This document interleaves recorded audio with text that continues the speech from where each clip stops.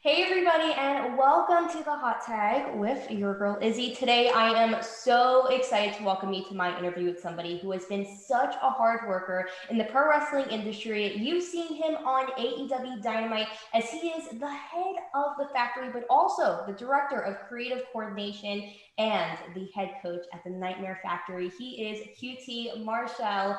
Welcome to the show. How are you? Great, Izzy. Thank you for having me. That was a excellent introduction. I think you could Yes, go thank start you. touring around the country just teaching people how to introduce people the right way. That was Oh my great. God, that's an honor. Thank you so much. I love doing intros. I like to make sure they're bulked up, they're good. But one thing that I notice about you is that you have incredible fashion sense with those polos. Like, I'm liking it. So, do you have a favorite polo shirt that you own? I just got a new one. I'll probably be wearing it the next time I'm on TV. I'm going to debut it. It's nice. It's a little meshy, so like it Okay. breathes real nicely. I won't sweat too much. So yeah, those are very comfortable and they're different. They set me apart from everyone, which is always the name of the It game in the does. wrestling. Definitely. And I love them. And I can't wait to see that new polo shirt. And we will be getting into AEW Homecoming, which I'm assuming you're going to maybe wear that polo shirt. But I want to talk about AEW going back on the road. How much has your schedule changed? Has it been crazy? Has it been kind of normal? It's back to normal. I like it. I had it. I was in a good rhythm with the school and Mm-hmm. with home life and everything else. So I think we're just about to get ready. Mentally we were prepared for it, and now we're on the road again. And there's nothing like being at an AEW show live, especially in the indoors in those arenas. I mean, the crowd is just incredible, and I think that's what makes AEW, one of the best places out there is because of the live audience. So very excited. The first couple shows back have been amazing.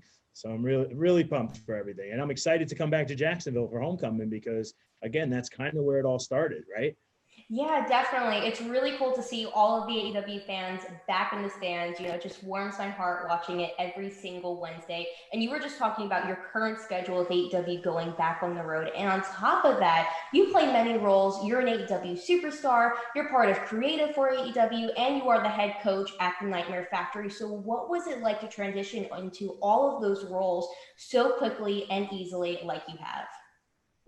I think the best part is that I really didn't have a lot of time to plan for it. Mm-hmm. So you kind of just go with the flow, and just like a wrestling match, right? I've seen that you've done some training before. So just like a Yes. wrestling match, if it's not, it doesn't, everything doesn't just go towards the way you plan it. So sometimes you just got to improvise. And again, it's the dream job. So I wouldn't have it any other way. Yeah, that's so funny that you said it's just like a match because I totally get what you're saying. Because, I was in Texas recently training for a week and, I had to adapt to so many things and it's a lot of fun. But sometimes it gets a little stressful just at some moments. But I want to dive more into the behind the scenes part of AEW, especially with you being the director of creative coordination. And I got to say this to you, but one thing that I admire about AEW is how it blew up so quickly under a pandemic. We're seeing great shows, must see stars appear on AEW, and so much more. So, how does that affect creative and your creativeness with AEW? I mean, I think so. A lot of the things that, as the director of creative coordination, anything creative goes through me, whether it's in-ring segments or even seamstress like Miss Sandra, who does all the gear for a lot of the AEW athletes. So like, I'm always on call, right? So this way I can Mm-hmm. always get everyone up to date on who's performing and this, that, and the other. So it is a little hectic, but again, it's the dream job. I wouldn't have it any other way. And at the end of the day, when you get to those stressful moments, you just take a deep breath and realize could be a lot worse. I could be working at Home Depot overnight like I used to. So at the end of the day, anything is better than that. Yeah, it's a lot of fun, like I said, and we're up for that challenge, right? That's the Mm-hmm. growing of a new company, a startup, is that things are going to change on the fly, and you just have to be able to adapt. Because again, as you can see, AEW is just continuing to take over, right? Yeah, definitely. We're always seeing that whole evolution of AEW, and it's been really cool to see. in the short time it's been, on TV. And I love to watch it every week. And we've been talking about the many roles that you play, but I want to dive more into you being the head coach at the Nightmare Factory. And we're always seeing future stars coming out of the factory, but I want to know, what are some qualities that you personally look for when training the next generation of AEW stars?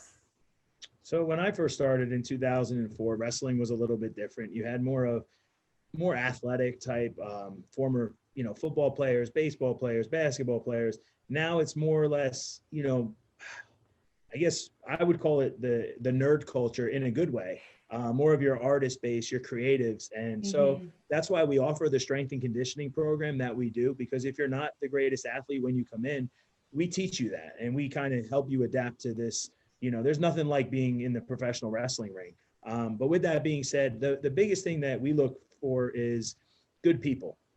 We can teach you how to wrestle. We can teach you how to, be better athletes. We can't teach you how to be a better person. We can try, but if you're that bad apple, sorry for the pun, but if you're that bad apple, we don't want you here. And especially in a school environment that we have, where it's a very safe environment. We have a lot of females in here. I mean, there's probably like 14 right now, females alone. So, we want everyone to feel as comfortable as possible. And we have a very open door policy. If there's something going on, if there's, if you're having an issue with something, or you feel like you're not progressing at the rate that you should be, we just knock on the door, you come in here and we sit down and we chat, and, we hopefully get you back on the path, right? So this way you can hopefully one day make it to an AEW or something like that. Yeah, and I have heard so many great things about the Nightmare Factory, especially from Cody Rhodes. It's so funny, when I was in Texas, he was like, "Hey, if you ever want to come train, like, you're more than welcome to." So I would definitely love to come up to Georgia and train with you guys. That'd be such an honor. But is there anybody at the Nightmare Factory that us AEW fans have to watch out for? I mean, there's a lot, right? A lot of them you've probably even seen on Dark or Elevation or something that your learning is never finished. With AEW having those longer episodes of Dark and Elevation, we really try to use as many people as that we trust as possible. And of course, where else but our home would we grab them from? We do have one female who, her name is Kayla Rossi, and she just started with us, and she has a huge following, 240,000 followers on Instagram. She's a bodybuilder, but she's a former gymnast, really good look, and she really puts in the hard work. So she's someone that maybe I would watch out for. But again, it is only the third week of this new 12-week camp, so you never know. But she's really showing some promise. Yeah, and I'll definitely keep an eye out for everybody coming out of the factory. You have a great school in Georgia. It's always awesome to see all the future stars going to AEW Dark and appearing on AEW. But I was talking about how we are going to get into AEW Homecoming, and I think it's time for that. AEW is coming home to Jacksonville at Daly's Place. But recently, you and Tony Schiavone have been going at it. And last week, you announced that you will be apologizing to him after pouring a protein shake on him. What broke inside of you to want to apologize to him? Izzy, he disrespected me. And I've worked way too hard for way too long to be disrespected. I know where his question was going. And I don't appreciate it. So I was going to apologize last week. And now I'll be honest with you, I don't even know if I'm going to apologize this week, because I overheard that he was touting that the United Center sold out because he made that announcement. And if that's the case, there's a lot of hard work that I put in behind the scenes that I would say that it was me that helped sell out that United Center. So maybe I won't apologize this week. It's day by day. I have different mood swings every now and then. So we'll see how I feel the night of Homecoming.